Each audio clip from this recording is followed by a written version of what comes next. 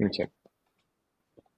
Dans un premier temps, est-ce que vous avez des questions par rapport à ce que vous avez parcouru dans la formation, que vous soyez déjà au bout de la semaine 2 ou pas, hein, par rapport à tout ce que vous avez pu voir jusqu'à maintenant?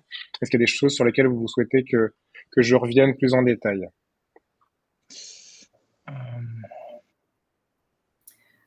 Moi, j'ai une question sur les matrices. Oui. Matrice de Donc, risque? voilà. Donc, comment on fait le choix d'une matrice 3, 4, 5? Mm. Et ensuite, est-ce que j'ai bien compris pour faire le calcul de la criticité, du coup, c'est simplement le code couleur. Donc, il faut qu'on ait ça en tête ou à vos modèles. Mais comment je fais le choix de 3, 4, 5? Parce que du coup, je fais le plus simple, je prends le basique 3, ça me paraît plus facile et plus simple. J'ai moins de détails à faire, mais je ne suis pas En, sûre de. en effet, à trois niveaux, c'est bien plus simple, surtout que peu importe la matrice, on obtient toujours un résultat qui soit medium, soit low, soit high, donc il y a forcément que trois résultats possibles. Mm. Mais c'est une bonne question, c'est une question qui m'est posée souvent durant cette session. J'en profitais pour le parcourir, et c'est pour ça que c'est aussi bien préparé. Alors, j'ai pas fait en sorte à ce que la question puisse être posée, mais en effet, elle tombe à chaque fois. Bonjour Mm. Fanny, bonjour Céline, par ailleurs. Bonjour à tous. Bonjour. Alors, Je... par rapport au risque, donc on a en effet trois cas de figure possibles. Soit on choisit une matrice de risque à trois niveaux, à 4 ou à 5. L'idée derrière tout ça est que en fait, plus on va avoir de volume de risque à traiter, plus il va être important de pouvoir les classifier et donc quelque part d'augmenter la granularité qu'on a pour définir soit la probabilité, soit l'impact. Donc c'est ça qui va être déterminant pour choisir si oui ou non on choisit une matrice à trois niveaux ou plutôt à 5 niveaux. Dans la majeure partie des cas, me concernant, j'utilise une matrice à trois niveaux. C'est en effet plus simple parce que j'ai pas eu de projet avec une cinquantaine de risques à traiter. Généralement, il y en a autour d'une dizaine, allez, d'une quinzaine, et qu'on veut juste classer, par exemple, les risques qui sont, par exemple, avec une matrice très forte, donc à high, et on se dit qu'on va focaliser uniquement sur ces risques-là, et peut-être qu'ils vont ressortir peut-être deux, trois ou quatre risques. Donc ça suffit pour pouvoir prendre une décision par rapport à ces risques-là.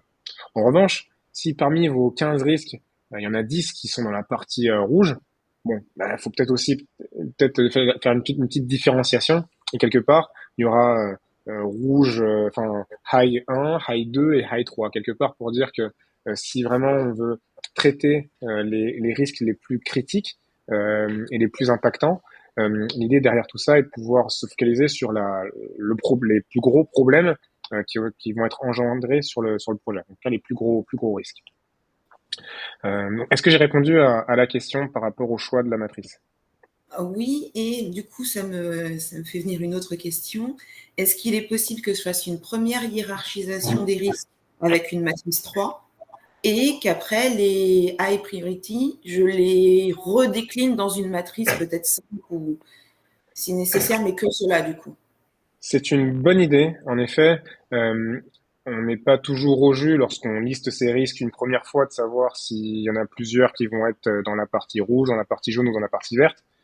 Donc c'est intelligent quelque part de se dire, bah, je pars d'abord pardon, sur une matrice à trois niveaux et en fait si le volume est conséquent sur les risques qui ont une criticité très forte, on peut se dire, bah, parmi ces risques qui ont une criticité très forte, je les reclassifie en disant, bah, je mets un poids plus ou moins important en fonction de la probabilité et de l'impact. Et donc, du coup, de se dire que pour les risques avec une matrice forte, on choisit plutôt une granularité à 5 niveaux. C'est tout à fait possible. Il y a pas de règle. Ok. L'idée au départ, hein, c'est plutôt de se dire on a une matrice pour l'ensemble des risques, parce que des fois les risques peuvent aussi évoluer, donc ils peuvent aussi très bien passer d'une matrice forte à une matrice moyenne ou une matrice faible. Donc c'est pour ça que l'idée de départ, c'est d'avoir la même matrice pour tous les risques, mais ce que tu proposes, c'est très bien. Je l'ai pas vu, je l'ai déjà jamais vu, mais l'approche est bonne en tout cas pour se dire, ben en fait, si on se focalise uniquement sur les risques forts, ben, on va les classifier. Comme ça, on va du plus fort au moins fort et on perd pas de temps sur l'échelle. Très bonne Et approche. une dernière question pour faire du lien. Et après, j'arrête parce que j'ai beaucoup Dernière de questions. question. Après, tu parles plus, c'est ça? Ouais, c'est ça. Je laisse ça à aux autres. quand on a défini finalement les différentes phases, qu'on est arrivé au plus petit niveau de granularité, avec des Pardon. étapes pas forcément au même moment, est-ce que je peux faire le choix de ne qualifier que ces risques-là dans une étape d'exécution, de qualifier les risques liés à l'étape à laquelle je suis? Alors, quelque part, les risques sont identifiés pour tout le projet. On n'a pas, lorsqu'on démarre le projet, en effet, on est dans cette phase d'initiation, on soumet le business case et on identifie idéalement 5 premiers risques à minima pour avoir la connaissance de ce que le projet peut engendrer, de ce que le projet peut avoir comme enjeu. Mais ces risques-là ne sont pas dédiés uniquement à cette phase d'initiation. Ces risques sont là pour l'ensemble du projet. Alors, en effet, ça va principalement toucher la phase d'exécution, mais quelque part, même si votre phase d'exécution est divisée en phases, en sous-phases, on ne va pas classifier les risques par phase ou par sous-phase. Les risques sont là pour tout le projet. Et quelque part, vous vous enlevez une complexité, parce que si vous devez uniquement solliciter les personnes qui travaillent sur une phase et pas une autre, quelque part, les personnes avec qui vous allez revoir les risques, dans les personnes qui vont assister à ces revues, il devrait y avoir le commanditaire. Le commanditaire doit avoir la vue sur l'ensemble du projet. Donc, pas forcément sur une phase en particulier. Donc, c'est pas la première fois qu'on me pose la question, mais en effet, non. L'idée d'avoir cette revue de risque qui est réalisée pour l'ensemble du projet, que vous passez d'une phase à une autre, et quelque part, si en effet, lorsqu'une phase est terminée, du coup, ça engendre que des risques soient fermés, la revue des risques va permettre de dire, ah, ben voilà, là en fait, on a terminé la phase précédente, donc ce risque-là, il est plus nécessaire, donc clôt le risque. Donc, c'est comme ça qu'on va mettre à jour cette revue. Ok. Est-ce qu'il y a d'autres questions par rapport au risque Oui, ou autre Joy, chose? Fanny. Oui, je t'écoute. J'ai lu à plusieurs reprises qu'il était important de se concentrer donc, sur les risques les plus importants. Mais quid des autres risques? Ça veut dire qu'on les met dans le registre, mais on s'en occupe pas ou c'est... Tout va dépendre de la stratégie d'entreprise et de la proportion de ces risques. En Ok. effet, si une revue des risques, imaginons que vous preniez 1 heure chaque mois pour réaliser cette revue des risques et du coup d'ouvrir le registre des incidents et de traiter les incidents qui sont ouverts. En effet, si dans ton registre de risques, tu n'as que 2 risques à très fort, qui sont très critiques, en Mm. effet, en 1 heure, bon, c'est largement couvert. Quelque part, on traite les risques les plus importants, on passe aux médiums, et en effet, si les médiums, il y en a très peu aussi, on va vite passer aux risques faibles. Quelque part, l'idée de ce que je proposais dans ce texte-là, c'est de dire, on priorise, on focalise notre attention sur les risques les plus impactants, les plus probants, mais ça n'enlève pas le fait que tous les risques, en théorie, doivent être traités. En tout cas, doivent être gérés. Donc, doit avoir un Une responsable réponse. identifié et une réponse pour ces risques. Ok. Merci, Joy. Je t'en prie. Est-ce qu'il y a d'autres questions?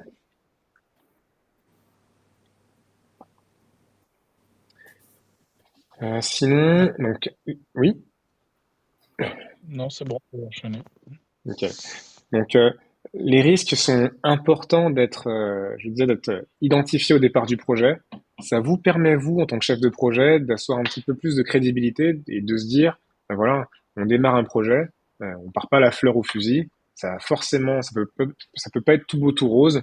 On a en effet un plan, mais comme dans la vie de tous les jours, ce plan peut évoluer au fil du temps et quelque part, ce plan que vous avez proposé n'est peut-être pas celui qui va forcément se réaliser. Donc les risques sont là aussi pour nuancer la vision entre guillemets parfaite de ce que vous proposez dans le business case. Donc c'est pour ça que c'est important de l'avoir dès le départ. Donc même si au début les risques c'est compliqué de les traiter puisque on pense peut-être qu'un risque va arriver mais en fait le projet n'a pas vraiment démarré. Mais lorsque le projet démarre, c'est bien d'avoir cette routine pour revoir les risques de manière régulière, pour être sûr de savoir comment un risque va évoluer dans le temps, pour avoir un peu plus de contrôle et de maîtrise sur le projet.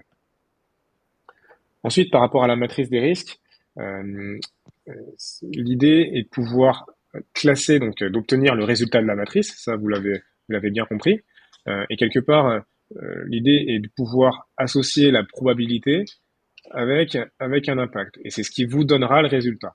Euh, Certaines personnes utilisent aussi les multiplications, donc c'est moins visuel, mais en effet, là, on arrive plus à de la granularité et de se dire que on a un, 2 et 3 comme résultat sur cette matrice-là et qu'on multiplie grosso modo la probabilité par l'impact pour obtenir le résultat de la matrice. C'est une idée aussi.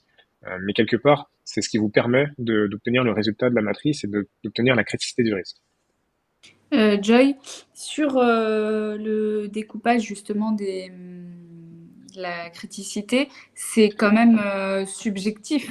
C'est-à-dire que c'est en fonction de l'équipe avec qui on est à l'instant T pour parler du risque qu'on va En dire effet. si c'est... Ouais, ok. Il y a des risques qui peuvent être évalués par toi seul. Ça veut dire qu'en tant que chef de projet, tu vas peut-être avoir suffisamment de bagages pour évaluer un risque. Pour Mm. certains autres, en effet, tu vas t'équiper d'autres personnes, d'autres experts, enfin, des personnes qui sont plus connaissantes du sujet. Et en effet, c'est avec ce collège de personnes-là que tu vas pouvoir évaluer les risques. Et Ok. c'est par rapport à leur perception. Ouais, c'est ça. Peut-être que tu te transposerais peut-être avec d'autres personnes, peut-être que leur évaluation, leur perception serait Mm. différente, et du coup, en effet, le résultat ne serait peut-être pas le même. Mais en Ok. effet, tout est affaire de perception par rapport à cette gestion des risques. C'est vraiment le même principe qu'une matrice gain-effort en fait. Puis matrice, pardon? Gain-effort. Je connais pas. Ah d'accord. Bah, c'est la même chose, verticale et horizontale. Ok. Ah, gain et effort, c'est ça? Ouais, ouais. Ah, il est Ok, fort. oui, oui, ok. J'avais compris gain et, enfin, plus loin, fort comme costaud. Ok. Très bien. Ok, oui, en Ok, effet. En effet, c'est le même principe. d'accord. Donc, très bien pour les risques. Par rapport aux incidents. Donc, les incidents sont plus dynamiques. Donc, quelque part, les incidents peuvent être un risque avéré, mais peuvent aussi provenir euh, d'une source qui est externe à votre registre de risque. Ça veut dire que quelque part, un incident peut survenir, pardon, à, à tout moment, et quelque part, c'est quelque chose qui n'a peut-être pas été identifié. C'est ce qu'on appelle vraiment un incident. Un Ok. accident, un incident. Donc, quelque part, il faut pouvoir aussi les enregistrer. Il y a des incidents qui vont être qui vont avoir une durée très courte. Donc, ça veut dire qu'ils vont apparaître et qui vont être résolus de manière rapide. Mais néanmoins, c'est toujours important de pouvoir les enregistrer. Pourquoi? En fonction de la quantité de personnes qui travaillent au sein de l'équipe, il est possible que d'autres personnes rencontrent le même genre d'incident. Et c'est ce qui va faire que l'occurrence, la pluralité des incidents, s'ils sont aussi catégorisés, ça veut dire que si vous avez réussi à classer vos incidents dans une certaine catégorie, si dans cette catégorie vous savez que vous avez un volume important, il est peut-être temps d'évaluer cet incident comme un problème, pour éviter que l'incident ne se répète de nouveau, qu'il impacte de nouveau le projet. Et quelque part, cette revue dynamique, donc qui est réalisée avec les personnes qui sont plutôt opérationnelles, les revues de risque, c'est un petit peu mélangé. Ça peut être à la fois des personnes issues de la direction en fonction de leur niveau de connaissance, mais aussi des personnes qui sont issues des activités directes du terrain. Là, dans ce cas-là, pour les incidents, en effet, on est plus terre à terre avec les réalisations du projet. Donc, c'est important d'avoir des revues d'incidents qui se font plutôt de manière hebdomadaire, contrairement à des revues de risque qui se font plutôt de manière mensuelle. Ça, c'est une idée. Et ensuite, les problèmes. Donc, les problèmes sont, eux, issus soit de la fréquence élevée d'incidents répétés, donc quelque part qui découle sur un problème, ou bien d'un problème plus général qui est constaté et sur lequel on a besoin d'avoir une solution qui est appliquée de manière à ce que le problème puisse être résolu et ne pas se répéter également. Donc dans la formation, je vous propose deux options. Il y a la méthode Ishikawa et la méthode des 5 pourquoi. La méthode Ishikawa, elle va plus être utilisée de manière collégiale. Donc quelque part, vous avez besoin d'avoir plusieurs personnes qui ont connaissance du sujet pour bien qualifier chacune des parties des arêtes de poisson, hein, donc comme on qualifie avec Ishikawa. Tandis que les 5 pourquoi, vous pouvez traiter le même problème, mais peut-être de manière plus autonome et peut-être plus facilement, enfin en tout cas plus directe. Donc, quelque part, pour les 5 pourquoi, il faut vraiment vous poser les bonnes questions, donc les pourquoi au bon endroit. Ça, vous l'avez peut-être vu cette semaine. Quelque part, si on pose la bonne question, on peut arriver à la bonne solution. Est-ce que vous avez des questions par rapport à la gestion des risques, des incidents ou des problèmes? Alors, moi, juste une question, parce que ce qui est compliqué dans mes fonctions, c'est que moi, je suis dans le médico-social. Donc, du coup, parfois, il y a des choses qui me paraissent bien compliquées pour la gestion que moi, je dois faire dans le médico-social. Surtout qu'on a une problématique, c'est que le monde du médico-social, en fait, on ne travaille pas vraiment en gestion de projet. Oui. Le faudrait, ce qui explique qu'on a beaucoup d'écueils, hein, et que c'est pour ça que je suis là à cette formation. Mais du coup, il y a des choses qui sont beaucoup moins tangibles pour moi. Là, bon, moi, je suis en retard dans la formation, mais quand vous me demandez d'évaluer les risques de mon projet, c'est hyper compliqué parce que je ne suis pas dans une production. Alors, j'ai eu différents métiers, notamment du marketing, où c'était beaucoup plus simple. C'était facile, ça paraissait évident. Ouais. Là, je suis très dépendante de l'environnement, des interactions avec les uns et les autres. Et donc, du coup, je me dis, mais pour, au niveau du BC, être capable de faire une évaluation des risques, ça va être très léger, je pense, parce que sinon, je suis obligée de me torturer l'esprit pour trouver des choses. Et c'est d'où ma question sur les différentes phases, où quand je rentre dans le concret, c'est facile, mais du coup, je ne sais pas tout s'applique. Alors, j'essaye de coller le plus possible, mais il y a des choses où je transpire pour l'appliquer au médico-social. En effet, par rapport au domaine médical, hein, tu n'es pas la première à assister à cette formation et c'est vrai que c'est plus compliqué de traiter enfin en tout cas d'identifier les risques au départ du projet. C'est vrai que c'est un environnement qui est mouvant, on part surtout avec beaucoup d'incertitudes, donc c'est compliqué en effet de l'avoir.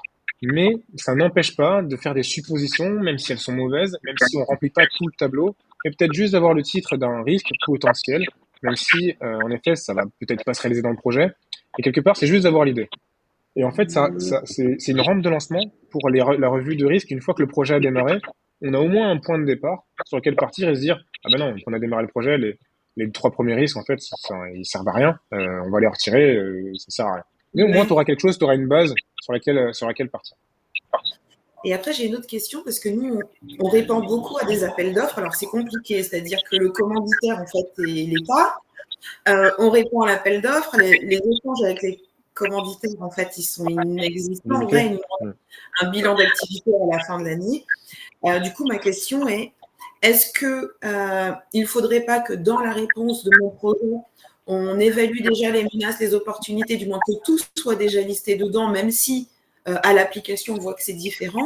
Et dans mon rapport d'activité chaque année, bon, c'est un peu ça mon copil avec eux Oui, et mes ressources, ça sera dans mon rapport d'activité à la fin.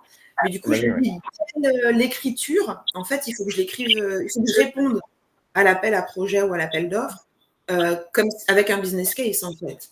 Beaucoup plus Quelque part, complet. oui. Parce que là, alors, c'est du vécu. On a proposé des super trucs et en fait, on s'est cassé les dents, mais monumentalement.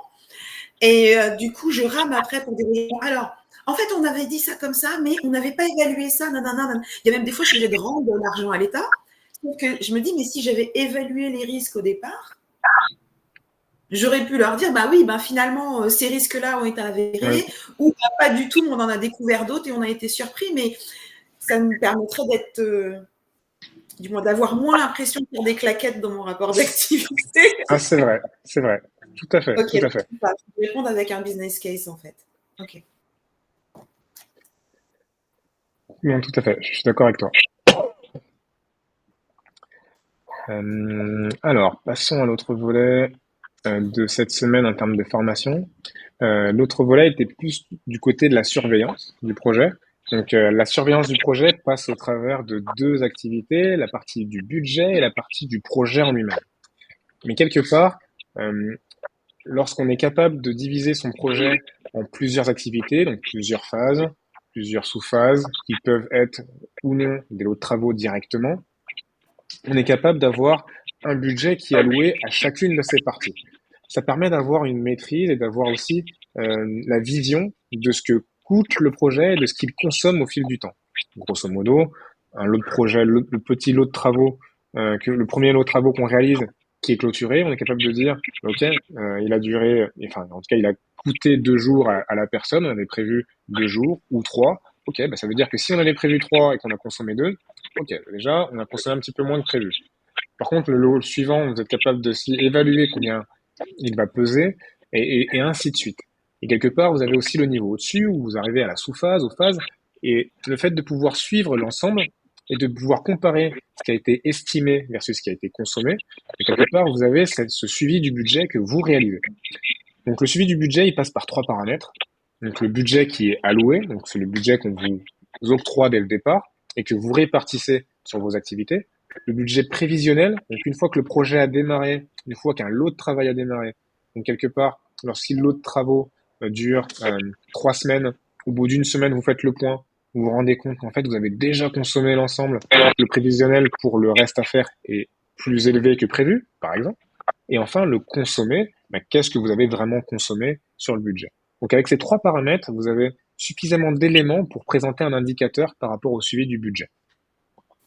Ensuite, par rapport au suivi du projet, il est incontournable d'associer la progression du projet et la progression du budget. Quelque part, si vous présentez à votre commanditaire, à votre comité de pilotage, que vous avez livré 50% des activités, mais que vous ne corrélez pas le budget associé, ça n'a pas de sens. Quelque part, si vous présentez par exemple que vous avez bien consommé 50% du budget, mais il était prévu d'en consommer 40, là, on est capable de dire le projet a bien progressé, mais il a surconsommé. Sans cette association, difficile pour une personne extérieure de comprendre si le projet évolue correctement, si dans le futur on va devoir subvenir aux besoins du projet, ou si au contraire, on va pouvoir se servir de votre projet pour peut-être alimenter un autre parce qu'on a surévalué le projet, par exemple. Donc voilà l'importance de la surveillance du projet. On n'est peut-être pas, en fonction des chefs de projet et du contexte dans lequel on évolue, on n'est peut-être pas suffisamment équipé, en tout cas on n'a peut-être pas toutes les clés pour la gestion du budget, par exemple, hein, c'est le cas pour moi pour un client, mais il est tout à fait possible d'associer les deux. Est-ce que vous avez des questions?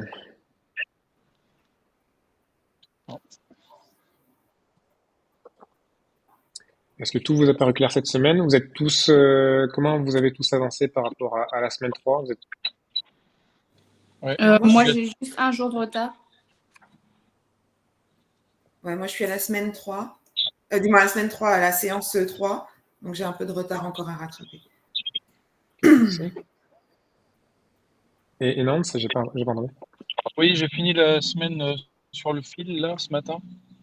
Et c'est bien intéressant parce que on rentre dans le vif du sujet, des choses bien concrètes. Très bien. Et je crois que c'est Céline aussi que j'ai pas entendu.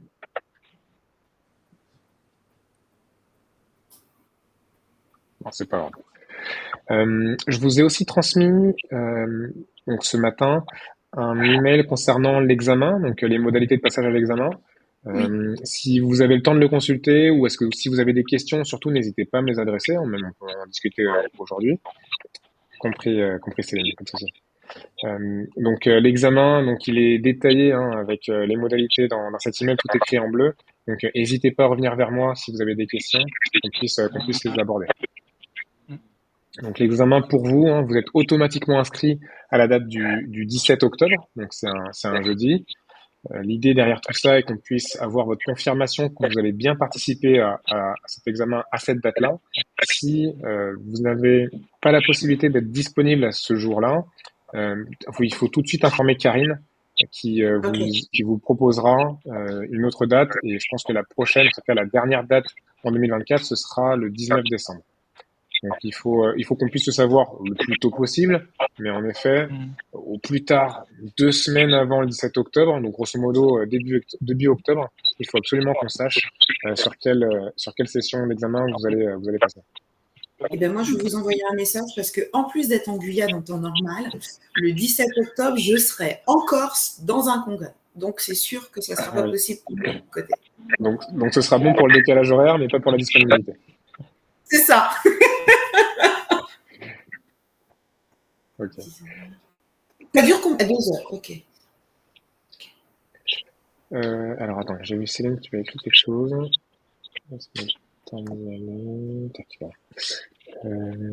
Question, est-ce que l'on aura cours après vendredi prochain? Alors, en effet, il y aura bien une session de préparation à l'examen qui interviendra 1 semaine au plus tard avant l'examen.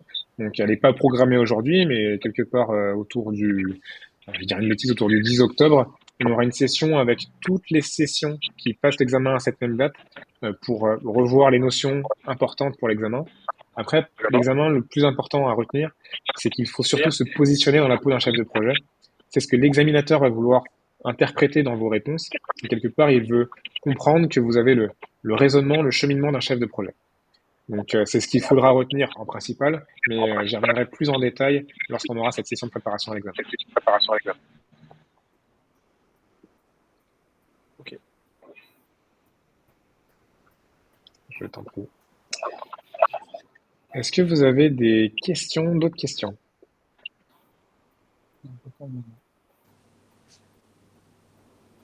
Joy, est-ce que l'examinateur a un regard sur les quiz auxquels on répond là, ou c'est juste pour nous pour valider les étapes?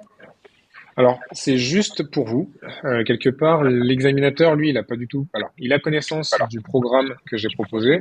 L'examen est proposé en conséquence. Il se calque pas forcément par rapport à ce que j'ai fait, puisque ça a été fait de manière totalement décorrélée. Après, j'ai pas été surpris par rapport aux différents examens qui ont été passés précédemment, puisque le contenu du programme est celui qui est attendu. Donc, quelque part, Ok. ça vous prépare assez bien à la réalisation de l'examen. Le format est différent, hein, puisqu'il n'y a pas de QCM ou de choses à relier. Enfin voilà, le format est complètement différent puisque c'est une rédaction. On vous propose de rédiger vos réponses. Et c'est pour ça que derrière tout ça, on veut savoir comment vous interprétez la situation et comment vous interviendrez. Donc c'est ce qui est plus important. Et ce qu'il faut apporter par rapport à cet examen, c'est du détail. Je dis une bêtise et j'y reviendrai. Si dans une réponse, il faut parler du comité de pilotage, alors oui, vous et moi, on sait, puisque vous avez passé la formation, moi je suis chef de projet, je suis votre formateur, je sais ce que c'est. Par contre, pour l'examinateur, il faut qu'il puisse comprendre que vous savez ce que c'est. Donc si vous dites une décision est prise durant le comité de pilotage, il faut dire que le comité de pilotage sert à ça, que les personnes qui sont incluses dans le comité de pilotage sont issues de la direction. C'est pour ça qu'elles sont plus pertinentes à prendre des décisions par rapport au projet. Elles ont une connaissance du déroulement du projet, du suivi du budget et des problématiques que vous proposez. Et c'est pour ça qu'elles sont plus pertinentes à prendre une décision. C'est bête, ça vous le savez vous et moi, ça paraît anodin, mais il faut pouvoir en tout cas, il faut pouvoir y répondre de cette manière-là à l'examinateur. C'est un exemple. Ok. Et par contre, j'ai lu que dans les consignes, donc ça se faisait surtout sur Word. Ça veut Oui. dire qu'il n'y a pas d'Excel? Alors, pas nécessairement d'avoir Excel. On peut inclure un tableau Excel dans le document Word. Par exemple, tu fais Ok. un tableau Excel, tu fais un screenshot, tu fais copier l'image et tu la mets dans Ouais. le document à répondre. C'est tout à fait possible. Ok. L'idée derrière est que peut avoir plusieurs pièces jointes, enfin, pas plusieurs documents, pardon, mais d'avoir un document où il y a toutes tes réponses et ton document peut contenir des tableaux, des schémas, ce que tu veux. Ok. Ça marche. Merci. Juste une petite question par rapport au comité de pilotage là, qui me vient. Dans le comité de pilotage, il y a forcément le commanditaire, c'est-à-dire potentiellement le client, ou ça peut être que la direction de l'entreprise? Dans le comité de pilotage, il faut une personne qui puisse décider. Donc, tu le verras lundi, parce que je crois que c'est lundi qu'on approche ce sujet-là. Le comité de pilotage doit être composé d'au moins une personne qui est décisionnaire ultime, donc pour moi, le commanditaire. Il peut très bien déléguer cette activité-là auprès d'une personne qui est interne à ton entreprise, qui peut avoir cette prise de position. Mais quelque part, si toi, en tant que chef de projet, tu exposes une problématique et tu as besoin d'une réponse, il te faut quelqu'un qui puisse pouvoir te dire oui, on le fait, non, on le fait pas, ou peut-être, mais j'attendrai que tu fasses un développement sur combien ça va coûter, quels sont les impacts pour prendre une meilleure décision. Donc il te faut cette personne-là dans le comité de pilotage. Ok. Parce que je fais toujours un comparatif par défaut. Dans le bâtiment, on a souvent des assistants à maître d'ouvrage qui sont des représentants du client final. Et voilà, c'est ma question. Ils peuvent tout à fait endoser ce rôle, en effet. Est-ce qu'il y a d'autres questions? Non. Eh bien, écoutez, je vous propose de terminer pour aujourd'hui. Je vais continuer dans mes différentes réponses vers vous pour arriver à jour avant la fin de votre semaine 4 de formation. Je vous propose également les réponses de cette semaine Donc pour ceux qui n'ont pas parcouru encore les exercices, soyez fair-play et faites les exercices sans regarder les réponses. Et puis sinon, je vous dis à la semaine prochaine, vendredi, pour notre dernière semaine de formation. Merci Joy, merci à tous. Au revoir. Bon week-end. Au revoir.